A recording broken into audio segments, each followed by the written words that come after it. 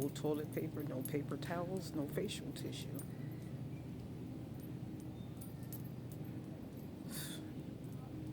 This is at Target.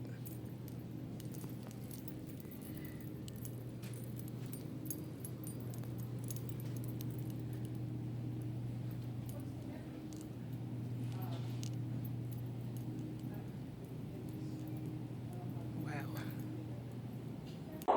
Well, hello there. I hope everybody is safe and well. I thought I would come back on here and make an update video about the panic buying. What happened is that last week, Saturday, I decided to get up very early and go to Walmart to see if I could find some of the items that I needed. So I arrived at Walmart around 6:30, and there was a crowd of people outside of the store waiting. If I had to give a rough estimate of the number of people that were there, I would say probably somewhere between 75 and 100 people at the time that I arrived. And of course, more showed up after about a half an hour of us all waiting on the outside. So finally the store opened at 7. And there was this mad frenzy for people to get shopping carts, like almost as if people were about to knock each other over just to get a damn shopping cart. So anyway, you should have seen the people after they grabbed the shopping cart. They were virtually racing to the paper towel and toilet paper aisle. And once I got there, there was nothing. The staff that they had on hand either didn't have enough time to restock the store, or maybe the trucks didn't arrive with all the supplies. But not only were the aisles for the toilet paper and paper towels bare, the aisles for the cleaning supplies, the Lysol, the wipes, the area where they keep the hand soaps and the hand sanitizers, that was bare, as well as the meat section and the frozen section. And I was appalled, because what would be the point of even opening up your stores if half the store is bought out? I mean, when I tell you that half the store was bought out and not restocked, I mean exactly that. They didn't have canned goods. There was no bread. It's just a waste of time to even be bothered going there and showing up so early. I went on ahead and grabbed whatever they had on hand that I needed, and then I moved on to Publix. Same situation. When I arrived at the store, there was like a crowd of 30 people waiting, and they finally opened their doors at 8 o'clock. And when we all went in, there was nothing. So I'm not sure what's going on there, but they need to do better. So I decided to visit another Publix, same situation. Then Sunday, the next day, I decided to go see if I could find what I needed at other stores. So I went to Target. Target didn't have much of anything, bare shelves. Then I went to stop by Walgreens, CVS, no paper products. And I didn't expect to find much of any canned goods or anything like that, because CVS and Walgreens, of course, they cater more to medical-oriented, health and personal care-oriented supplies and products. So then I moved on from there to trying a couple of Publix, and they didn't have anything either. So, I'm not sure what's going on, but that's like poor customer service. But I'm thinking also, not only is all of these bare shelves due to panic buying, but I think it may be a matter of the customer arriving at the store at the right time. Just when a lot of those supplies are being restocked, you have to be there at the right time. So that may require the customer having to go out of their way and speak to the manager to find out when the products that they will need will be on hand and ready. I'm not against anyone wanting to be prepared in the case of there being a lockdown or a quarantine in their municipality. But in my opinion, people should just buy enough to hold them over for a couple of weeks.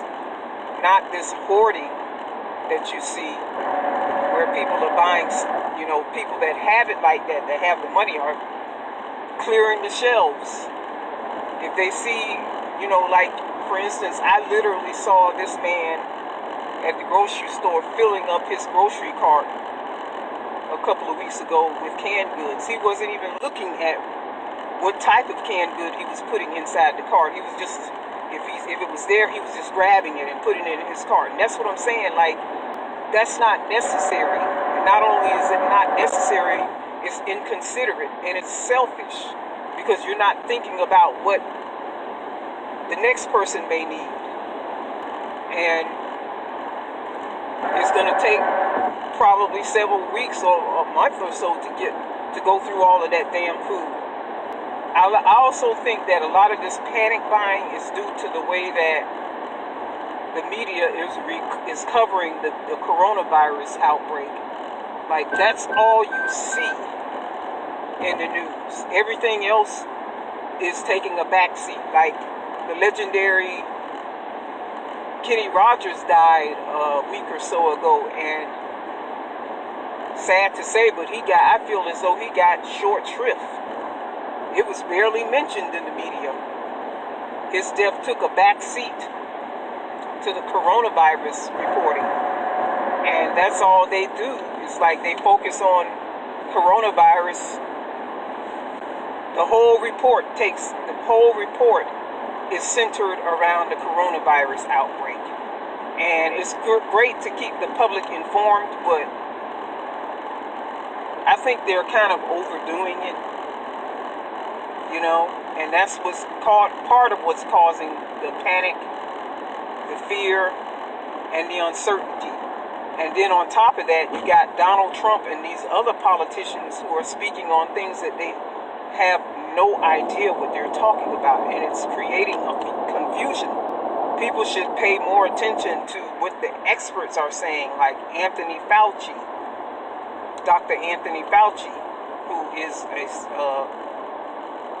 specialist in infectious disease. He's an epidemiologist, so he would know exactly what he's talking about versus Donald Trump. I'm going to give you an example of what I mean by I don't think he knows what he's talking about. I saw a news clip of Donald Trump saying that they believe that the peak of deaths will occur in just a couple of weeks. And I don't believe that for a minute. I think it's actually that we're actually just getting started, and that we probably won't see the peak and a flattening of the curve until maybe sometime in the summer.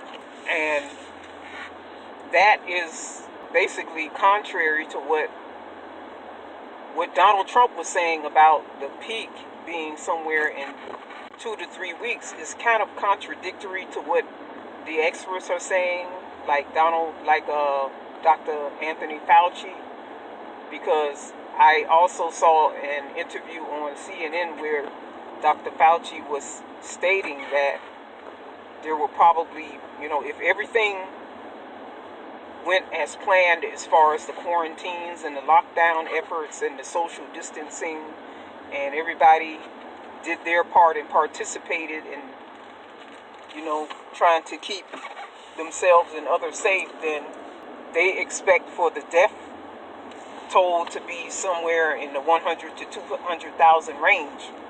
And that's just a moderate estimate, a modest estimate.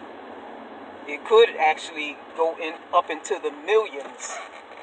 And that's a very morbid statistic, and I'm also hearing that the death rate for the coronavirus is somewhere in the 3% range.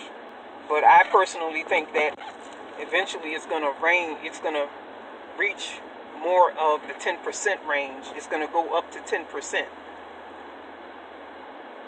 Following what's been happening in Italy. Italy has a death rate of somewhere around 11%, meaning that out of all the people who become infected with the coronavirus, about 11% will probably most likely die. That is partly due to the fact that Italy has a larger population of elderly compared to the United States.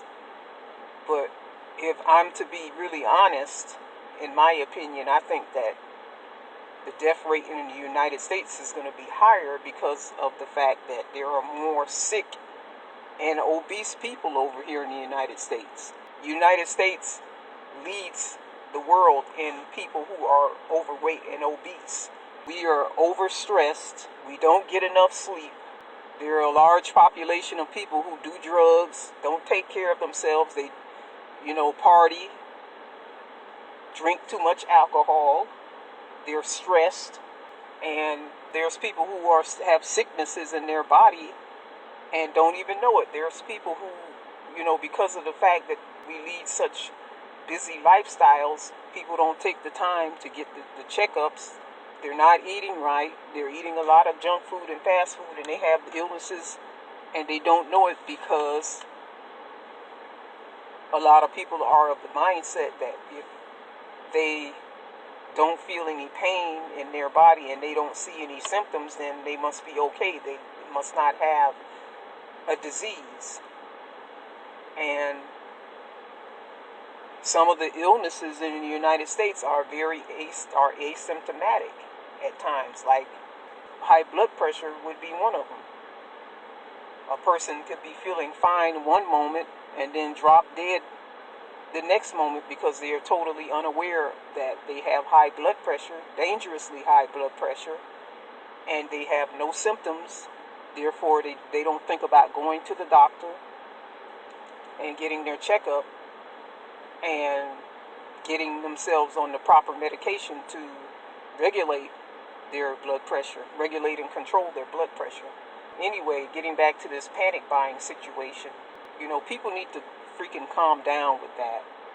Food is not going anywhere, so there's no need for people to panic buy, and it's really causing a lot more harm than good. And a lot of this crap is due to greed, because there have been people that have been buying up all of the supplies, like the Hoarder brothers, buying up all the hand sanitizers and taking those hand sanitizers and trying to resell them at an exorbitant price, which would be illegal, and it's also called price gouging.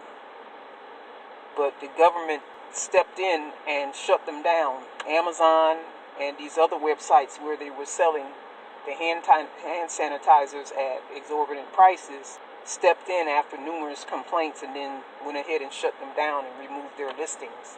They're not the only people that are doing that. There's other people price gouging on toilet paper. When the supply is artificially depleted, that also causes a rise in price according to the law of supply and demand. So, even though there is no shortage of food and those supplies, the fact that people are clearing the shelves only makes it appear as if there's a shortage. And that in turn drives up the prices of those items. So that's another thing that people should keep in mind before they start hoarding. There's some people that are hoarding just for the sake of hoarding, because they are afraid that they're going to be stuck at home with no food.